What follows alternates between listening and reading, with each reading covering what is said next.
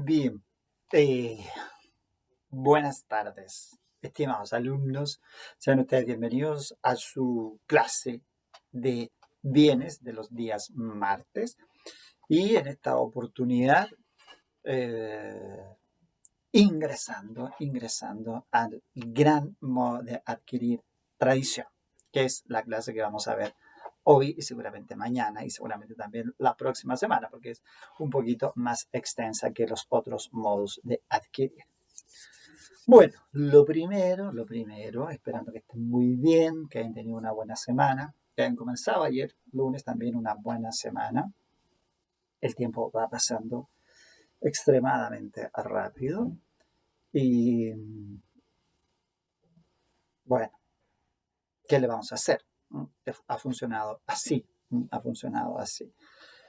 Y para este tema de la tradición y sobre todo también de la posesión, vamos a tratar de generar un taller sincrónico.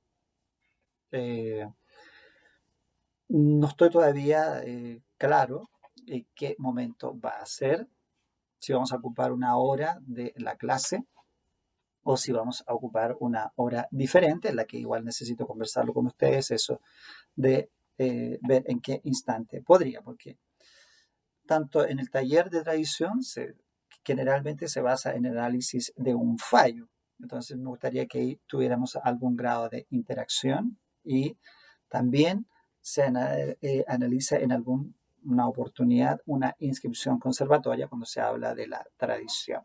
Así que bueno, eso es respecto de esta posibilidad que tenemos, ojalá, de que nos podamos encontrar. Fuera de eso, bueno, no sé si hay muchas o pocas novedades, pero lo que sí sabemos es que las reglas del juego todavía no nos permiten hacer modificaciones. Por ahí, si mal no recuerdo, el tema de el paso a paso, parece que contempla en la última opción los universitarios en el paso 5. Ahí recién parece que se permitiría retornar eventualmente a las aulas. Pero así como vamos, es probable que todavía tengamos que estar mucho tiempo en la etapa 2. Incluso algunos pasaron de la etapa 2 a la 1 nuevamente, vuelta a la cuarentena. Sobre la personalidad del chileno seguramente habrá que escribir mucho después, eh, porque hay cosas que están pasando en las que, aunque parece que esto ya es como un poco a nivel mundial, eh, el rechazo que están causando las medidas para enfrentar un coronavirus en términos de normalidad, lo que implica, por ejemplo, habituarse al uso de mascarillas, lo que a mí me parece en lo personal muy bueno. Yo siento que es una única fórmula de no contagiarse. Y también recordando que no buscamos no contagiarnos porque tengamos un espíritu individualista, en el sentido de que no quiero enfermarme y por eso me cuido, sino porque cuando nosotros nos cuidamos, evitamos ser un paciente de hospital, ¿ah? Evitamos ser una persona que sea un vector de contagio. O sea, el que yo me cuide, en verdad, es una responsabilidad con los otros. Eso es lo que debería estar de fondo. Porque he escuchado, obviamente, ahí algunas visiones un poco, no sé, como diciendo, ¿qué tanto si me muero? No, no, porque hay un tema con los demás, ¿no? Hay un tema de contagio, ¿no? Por ahí sacar la cuenta ahí en Nueva Zelanda, el foco de contagio fueron, no sé, 4 o 5 personas y se multiplicó a 100. Así que vean el grado de exponencial que tiene una sola persona, el nivel de contagios que puede generar. Entonces, cuando uno piensa en esto, en cuidarse, piensa solidariamente, piensa en que así no contribuyo a que las demás personas se enfermen. Así que bueno, no habiendo novedades en este sentido, tendremos que seguir con nuestro sistema de clases virtuales. Por supuesto, siempre haciendo la reflexión de si en lo personal estamos trabajando para salir lo más indemne, lo menos dañado, ¿ah? De esta situación, en términos ahora ya netamente de conocimiento, ¿no? De salir, ojalá, eh, con un aprendizaje, con una buena lectura, aprovechando que en algunos casos, por ejemplo, hay que hacer teletrabajo, entonces hay más tiempo para dedicar a leer, a averiguar, a conocer. ¿Mm? Bien, así que la vida nos está dando esta oportunidad, aprovechémosla de buenas maneras. Vayamos a lo nuestro, que es hablar de este gran tema, un temazo, podría decir uno, es hablar de la tradición. Tanto es así que pierden protagonismo todas las otras instituciones de el derecho de los bienes. Uno habla de la tradición o habla de la posesión, ahí al ladito después, en la prescripción, que son dos temas tan protagónicos que incluso se pelean a los espacios que se dedican a su estudio.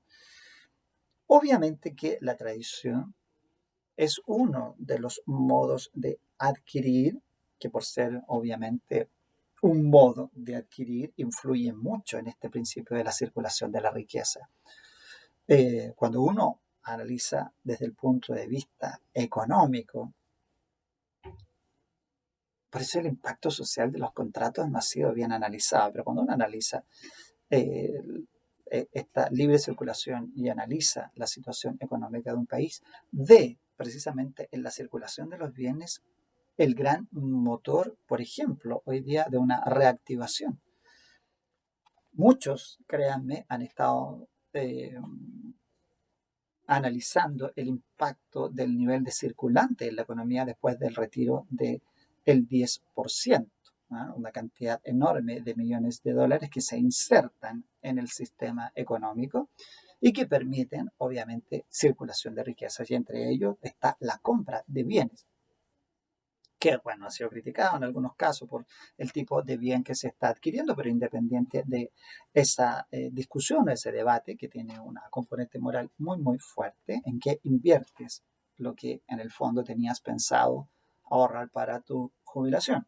Entonces, ahí se aprecia en la compraventa, primero, como el título traslatizo de dominio, pero en la tradición, la cantidad de tradiciones que se producen cuando se producen estos efectos económicos de mucha circulación. Entonces, de ahí que uno dijera que cuantitativamente, en términos de número, obviamente la tradición debe ser uno de los modos de adquirir de mayor aplicación práctica.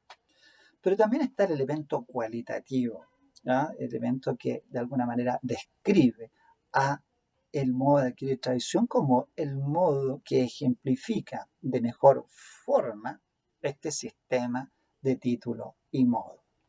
Tanto que, y como lo hemos conversado en clases anteriores, que para ahí entre las opiniones autorizadas, la de Soma Arriba, de entender que en este caso es el único modo en el que realmente se plasma este sistema. Porque queda claro a través del artículo 675 que la tradición exige un título traslaticio de dominio que la anteceda. Entonces, el único caso en que uno puede visualizar título, modo. Título traslaticio de dominio, modo, tradición, entrega. ¿Mm? Así que desde este punto de vista, obviamente que estamos hablando de un modo de adquirir muy, muy relevante en ese sentido, ¿no? La tradición. Ahí hemos estado hablando entonces de su importancia. También tenemos un concepto, ¿cierto? Un concepto que está allí en el 670, que si uno analizara eh, seguramente en una encuesta a todos los abogados y abogadas de nuestro país, seguramente sería una de las normas que más maneja, ¿cierto? Uno entra al ramo de bienes y a la asignatura de derecho civil y sabe que es una de las, digamos, de los conceptos que más manejan en su contenido los estudiantes de leyes, ¿no? Eh, Yendo a la materia de derecho civil y yendo a la materia de bienes. ¿Y por qué es importante? Obviamente que estamos hablando de la tradición como un modo de adquirir, pero en su esencia, la tradición es una entrega. Y por esa razón uno parte, en el fondo, siempre eh, señalando, o mejor dicho, centrándose un instante antes de entrar al detalle, en que efectivamente la entrega es el núcleo fundamental del concepto de tradición y es el núcleo fundamental de la institución, pero la entrega en términos de realidad práctica no siempre es la consecuencia de ser un modo de adquirir. Entonces, por esa razón, cuando uno habla de tradición y llega al análisis de este núcleo, que es el núcleo de la entrega,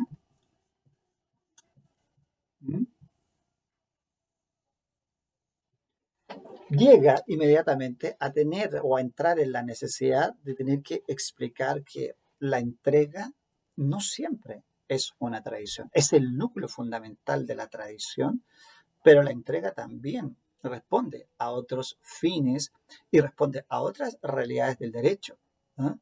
En las que no necesariamente se comporta como una tradición. Por lo tanto, para saber cuándo la entrega en el fondo responde a una tradición, lo que uno tiene que saber es el antecedente. ¿Ah?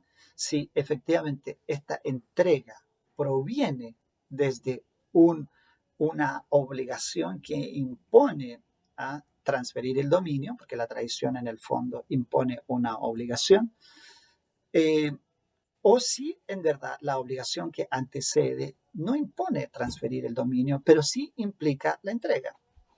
Entonces, tenemos desde esta perspectiva, vamos a dejarlo aquí, dos opciones. Una es que provenga de una obligación de dar. Vamos a mover un poco esta expresión. Vamos a ponerla aquí. Concepto. Si la entrega proviene de una obligación de dar o si la entrega proviene de una obligación de hacer, porque cambia sustancialmente el sentido de esta entrega. Si nosotros hablamos que efectivamente esta entrega que bien que entendemos es la tradición, proviene de una obligación de dar, obviamente aquí hablamos de una transferencia del dominio. Entonces se adquiere el dominio, porque es una obligación de dar. Pero si estamos frente a una obligación de hacer, como por ejemplo la obligación que tiene el arrendatario de entregar la cosa, el arrendador al arrendatario para que éste comience el goce, se la está entregando en otra calidad, no le está entregando la calidad de adquiriente del dominio, sino que aquí es en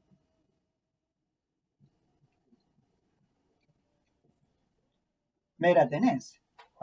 Por ejemplo, el famoso contrato de comodato, el libro en la biblioteca. Cuando efectivamente en la biblioteca se nos entrega el libro, estamos en una situación de mera tenencia. Se le entrega para que nazca el contrato, ¿cierto? O sea, los contratos reales se perfeccionan por la entrega de la cosa. Entonces aquí el comodante le entrega al comodatario el libro, pero esa entrega es una entrega en mera tenencia, no es una entrega en dominio. ¿Se fija? Entonces, por eso la entrega, obviamente que es algo que responde, es una institución, es un fenómeno, es un hecho que responde en este caso a la tradición en algunas circunstancias. ¿Cuándo? Cuando estamos hablando de obligaciones de dar. Pero si estamos hablando de obligaciones de hacer, la entrega va a transformar a quien recibe en un mero tenedor. Podría ser el caso del usufructuario, que tiene la cosa en mera tenencia, del arrendatario, que tiene la cosa en mera tenencia, del mero tenedor, del comodatario, que tiene la cosa en mera tenencia. ¿Se fijan? Entonces, esto pasa a ser un núcleo relevante, importante, pero hay que precisar cuándo la entrega es tradición. Entonces, ¿cuál es el corolario que se suele usar por los profesores? ¿No? Que efectivamente la tradición siempre implica la entrega, pero la entrega no siempre es tradición. Aquí estamos claros que la entrega no siempre es tradición.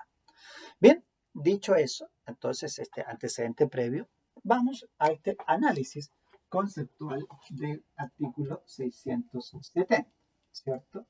El artículo 670 que define a la tradición como un modo de adquirir por el cual precisamente alguien, quien tradente, ¿no? El tradente entrega la cosa al adquirente, habiendo por una parte, ¿cierto?, la facultad e intención de transferir y por la otra la capacidad e intención de adquirir.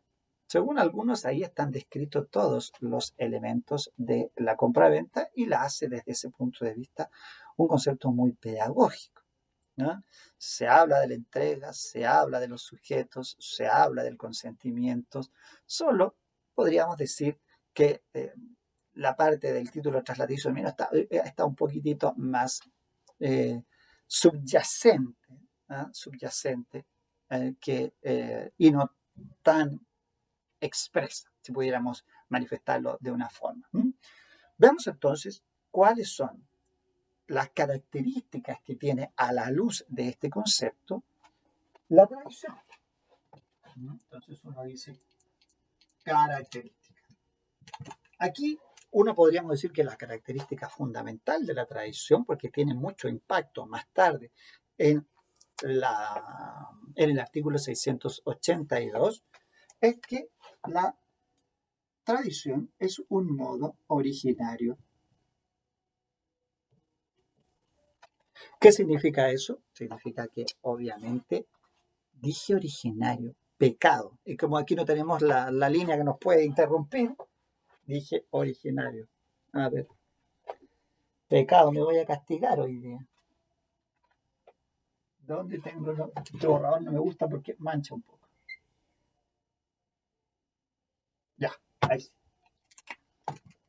Derivativo. Precisamente estoy diciendo que influye en el 682 y digo original. Bueno, pecado. Derivativo. ¿Por qué? Porque quien adquiere el dominio lo recibe en las mismas condiciones, con los mismos beneficios, con las mismas cargas, con los mismos gravámenes que lo tenía quien lo antecede. ¿Cierto? El tradente transfiere el dominio con las mismas cargas que tenía a él al adquirente. Y por eso deriva el derecho que tiene el adquirente del derecho que tenía el tradente. Ahora, también es importante desde el punto de vista de lo que significa la tradición como acto jurídico. La tradición es un acto jurídico, eso no lo podemos olvidar. ¿Ah? Es un acto jurídico, incluso los profesores dicen que es un acto jurídico de pago. ¿Por qué? Porque efectivamente cumple su obligación el tradente entregando la cosa. El tradente es obligado a transferir el dominio, pues lo cumple entregando la cosa. Por eso es una convención, es un acto jurídico de pago, es un acto jurídico que extingue el derecho que efectivamente, perdón, la obligación que tenía el tradente de entregar. Ahora, el derecho que deriva el derecho que entrega al adquirente, lo adquiere el adquirente en las mismas condiciones que lo tenía su antecesor, en este caso, el tradente. Bien, por eso se habla precisamente, como decía yo, que se recibe con las mismas cargas y los mismos beneficios. Es a título singular. Por regla general, sí, la mayoría de los casos, lo que se entrega por la tradición es una cosa de orden singular. Puede haber tradición de una cosa universal, lo hay también, y se suele mencionar como ejemplo la tradición del derecho real de herencia, ¿no? Por ejemplo, cuando una persona le compra los derechos hereditarios a otra persona, la compra, es el título traslaticio de dominio, pero a su vez tiene que hacer entrega de eso, que nosotros ya sabemos es un poquito complejo. ¿Se acuerdan cuando ya hemos anticipado allá en la clasificación de las universalidades, la universalidad jurídica, como ejemplo la herencia, y en la dificultad que presenta su entrega? Bueno, la regla general es que sea a título singular, pero también puede haber tradición de cosas universales, como ocurre en el derecho de herencia, ¿no? Ponemos ahí, entre paréntesis, también puede ser universal. Título gratuito, título oneroso. Obviamente aquí, y lo dice también el profesor Peñailillo, en orden a decir, en verdad, aquí lo que es oneroso o gratuito es el título que antecede a la tradición. Por ejemplo, si efectivamente se trata de un contrato de donación, que es un contrato que constituye título traslaticio de dominio, será a título gratuito porque este título es un título gratuito. Pero si fuera una compraventa, obviamente que será oneroso, ¿no? Y por supuesto es por acto entre vivos, ¿no? ¿Mm? Por acto entre vivos, porque obviamente que para que se perfeccione a los fines de la tradición no es necesario que una de las partes haya fallecido. Lo que sí puede influir, eso sí, después se pueden ver ahí, hay conflictos por ahí, qué pasa si pendiente, la entrega, muere el tradente. Bueno, pero ahí tenemos otras consecuencias que por ahora no van. Me dio alergia ahí a un ojo. Bien, ahí tenemos entonces lo básico de la tradición es hablar de sus características. Pero lo que aparece como un poquito más esencial y que suele ser a veces una complicación para los alumnos es hablar de sus requisitos.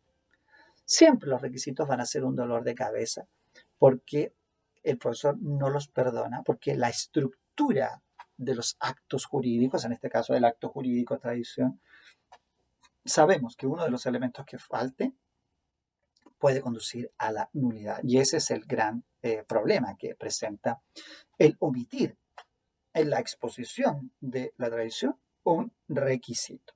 Bien, vayamos a ese tema. ¿Por qué no encuentro mi borrador? Acá está, lo he encontrado. ¿Mm?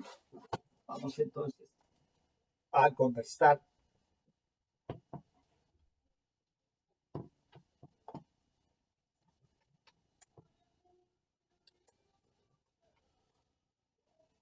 acerca de los requisitos de la tradición. Estas preguntas de grado, preguntas de examen. ¿Mm?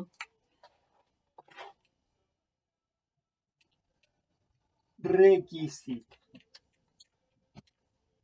Y el primero de ellos son la existencia de las partes, ¿cierto?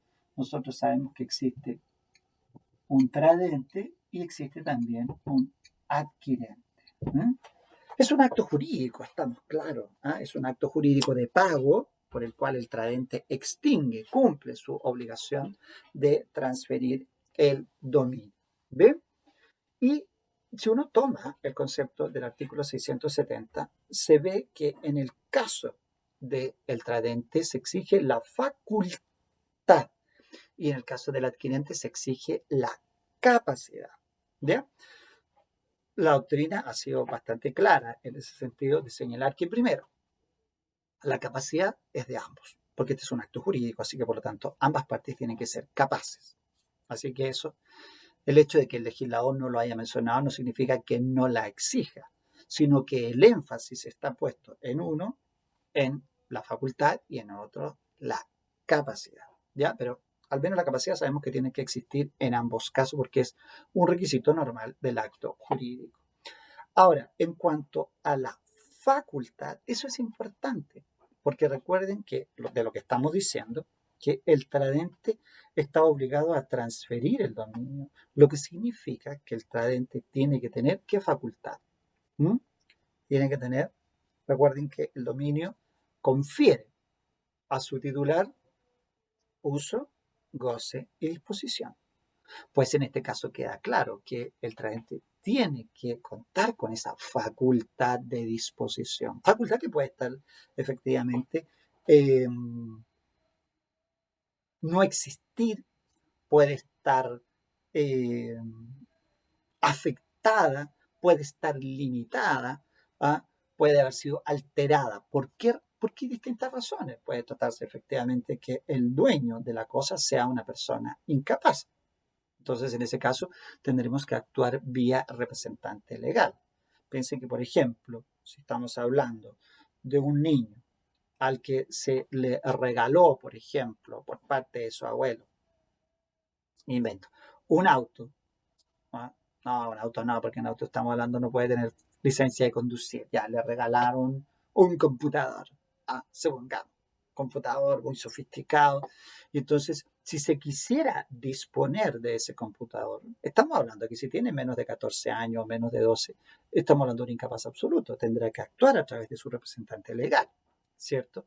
O si es mayor de 14 y mayor de 12, tendrá que hacerlo o debidamente autorizado o a través del representante legal. Podría ser esa una circunstancia.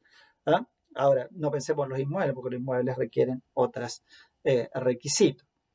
¿Qué pasaría, por ejemplo, si a lo mejor el vendedor, siendo plenamente capaz, tiene la especie embargada? Si la especie está embargada, 1464, número 3, perfectamente en ese caso ya no goza de la facultad de disposición. Podría ser que no gozara de la facultad de disposición porque está en un proceso de reorganización. Por ejemplo, cuando se producen estos problemas de insolvencia financiera y entonces las personas entran en un estado de eh, reorganización, ¿no? Se acogen a esta ley que permite reorganizar las deudas. Bueno, se pierden facultades de disposición de patrimonio en esos casos. Bueno, esto en términos generales. Podrían ser todas esas condiciones que afecten entonces al tradente. ¿Mm? Ahora, estamos hablando de situaciones de sujetos. Sujeto que entrega, sujeto que recibe. Pueden hacerlo a través de representantes legales, pueden hacerlo a través de mandatario, también pueden hacerlo a través de mandatario. Pero el artículo 671 pone, digamos, cierto recuerdo importante allí en cuanto a señalar y establecer precisamente que si se trata de compraventas forzadas, por ejemplo, en las que cuando hablamos de una situación de venta forzada, estamos hablando de alguien, por ejemplo, de una especie rematada. Allí el tradente obviamente que no tiene muchas ganas de entregar el dominio, porque le están subastando, por ejemplo, su casa, le están subastando su auto, está saliendo a remate en pública subasta. Como sabemos que esa persona no va a querer dar de propia iniciativa la voluntad de transferir, en ese caso el legislador señala que el juez es su representante. Él actúa representando al tradente, en este caso la persona que ha perdido el bien en la subasta. Ese es un caso de representación legal y especial. Lo ha establecido el legislador y solo es para ese caso específico. ¿Ven? Entonces puede operar allí. Ahí tenemos entonces el primer requisito que debe operar. Hemos dicho ya, bueno, que en el caso de la capacidad ambos tienen que ser personas capaces. Otro requisito que se requiere en esta parte es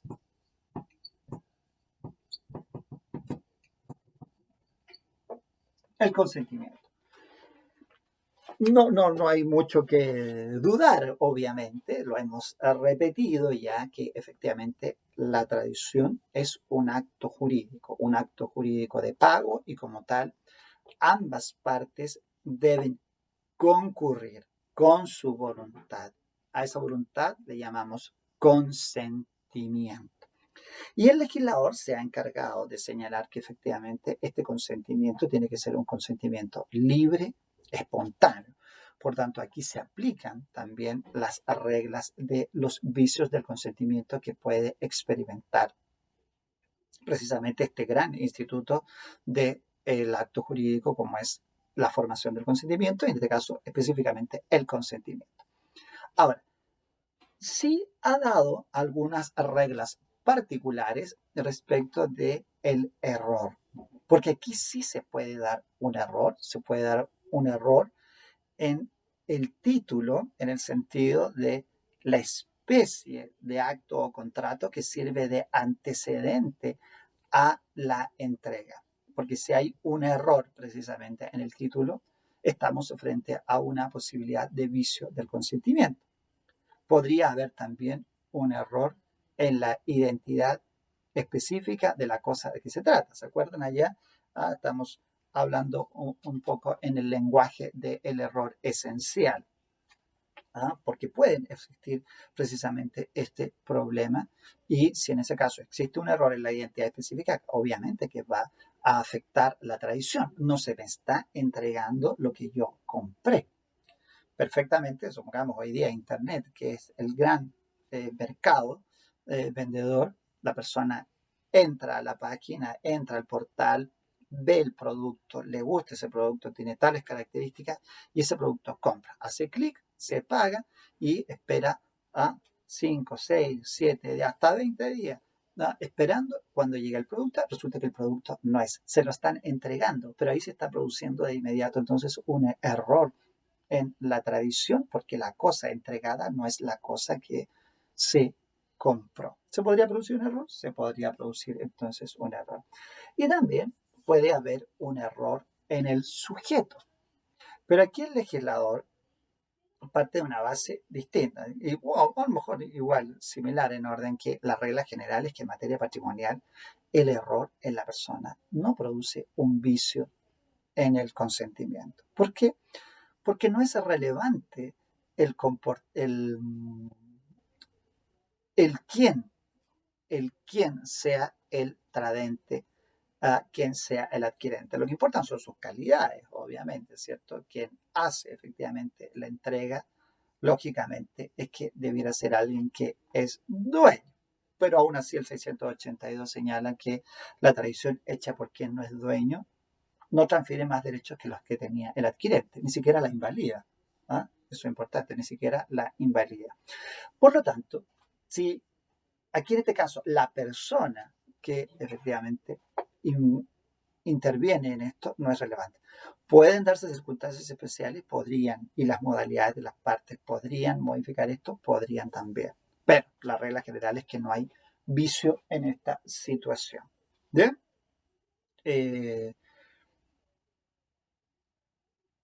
Después vamos a analizar, cuando lleguemos a la forma en que se realiza la entrega, que podrían darse alrededor de este consentimiento ciertas formas o exigencias formales que son necesarias de cumplir. Pero lo dejamos para más adelante cuando lleguemos a ese punto. Bien. ¿Y dónde tengo mi código? Acá. Para que no hemos leído la norma que es pertinente al caso. Acá estamos. Oiga, como que sale el sol, como que se nubla, como que llueve, no llueve. Estamos a la espera. Dice acá, eh, eh, se requiere 676 también para la validez de la tradición que no se padezca de error en cuanto a la identidad de la especie o de la persona a quien se la, ni en cuanto al título. Si se hierra en el nombre solo, fíjense, ahí está lo que estábamos conversando, es válida la tradición. ¿Ya? De manera, por eso les decía yo que si la persona influye en lo que las partes efectivamente han estimado por la tradición, podemos llegar a un error. Pero si en verdad no es relevante la persona para los efectos de la tradición, como aplicando las reglas del artículo 1455, obviamente que la tradición va a ser válida. Si se hierra, de hecho, en el solo nombre, es válida igualmente la tradición. Yo tenía que entregar este código a una persona de nombre Juan Luis y me lo entregan a mí. Y resulta que yo no me llamo Juan Luis, me llamo José Luis, pero era yo el adquirente. Así que se hierra en el nombre, no hay ningún problema. ¿Ven? Bueno, avancemos. Avancemos a la parte en la que hablamos de el elemento que según una doctrina, en este caso no mayoritaria, pero sí muy autorizada, como podría ser la del profesor Sumarriba, señala que es el único modo en que hay una exigencia real de título traslaticio de dominio y que por lo tanto aquí es el único caso donde hay título y modo, ¿no? Que es hablar de el título traslaticio. Cuando nosotros, bueno, no, todavía no, se me confunden, lleguemos al análisis de los títulos, nos vamos a encontrar con el 703. En el 703 señala que los títulos traslaticio de dominio son aquellos que por su naturaleza sirven para transferirlo. ¿Qué significa eso? La propia esencia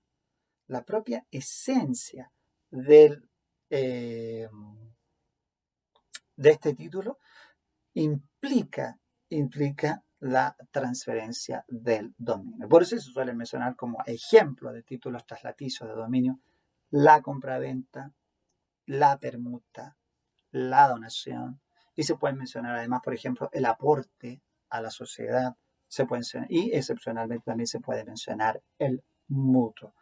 Son títulos traslaticios de dominio porque conllevan implícita a esta virtud de transferir el dominio. Y lo dice precisamente el artículo 675 cuando dice, para que valga la tradición se requiere un título traslaticio de dominio, como el de venta, permuta, donación. Se requiere además que el título sea válido respecto a la persona a quien se confiere. Así, el título de donación irrevocable no transfiere el dominio entre cónyuges.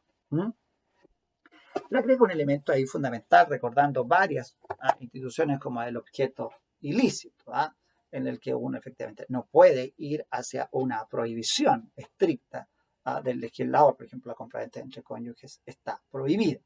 Entonces, tiene que ser un título traslaticio, pero además tiene que ser un título válido, válido. Alguien podría decir eficaz, como allá en la promesa, cuando dice, efectivamente, se pueden celebrar contratos de promesa, pero tiene que ser de aquellos contratos que la ley declara como eficaces. Si no es eficaz, quiere decir que no es válido. Y si no es válido, entonces no se cumple con el requisito. Y si no se cumple con el requisito, no tenemos entonces tradición. ¿Bien? Y finalmente debemos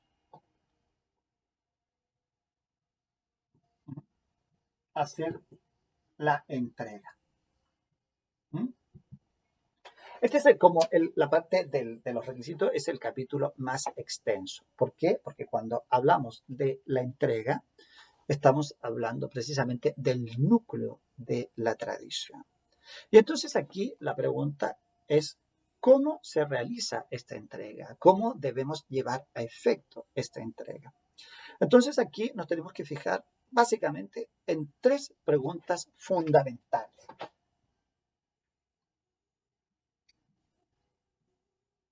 ¿Cuándo vamos a realizar esa entrega?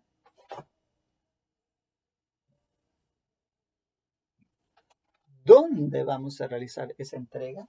Y finalmente, que es la más relevante, es cómo realizamos esa entrega. Porque ahí tenemos que entrar en la necesaria distinción. Vamos a entregar una cosa mueble, vamos a entregar una cosa inmueble, vamos a hacer entrega del derecho real de herencia, vamos a hacer entrega del derecho real de servidumbre, vamos a entregar un derecho personal, ¿se acuerdan? Ahí en los mapas conceptuales que les entregué al principio está descrito toda esta parte de la tradición que a raíz de este núcleo fundamental es que tenemos que estudiarla. Bien, vamos a dejar hasta ahí este capítulo del día de hoy para analizar mañana solamente el cómo se funciona. porque aquí vamos a llegar a uno de, hay un capítulo muy extenso en la entrega, que es el de los bienes inmuebles, porque ahí es donde tenemos que analizar precisamente todo lo que se llama hoy día el sistema registral. Por eso la idea es que en ese tengamos un taller especial enfocado en este punto. ¿Mm? Bien, pues mis estimadísimas futuras abogadas y futuros abogados, ¿eh? A seguir estudiando, repasando bien, les aconsejaría que hicieran ahí un pequeño esfuerzo y se leyeran todo el capítulo de la tradición, porque tiene muchos elementos, hay varias circunstancias que van influyendo, que van modificando requisitos, que van haciendo cambios. Entonces, es bueno que no solo reciban la explicación que yo doy acá, sino que se guíen por el manual, porque así el manual más la explicación que voy dando yo les sirve para complementar, para hacer un buen aprendizaje. Bien, pues sería eso por la clase de hoy día. Nos veríamos entonces mañana miércoles nuevamente. ¿Mm? A tener una muy buena tarde y a cuidarse.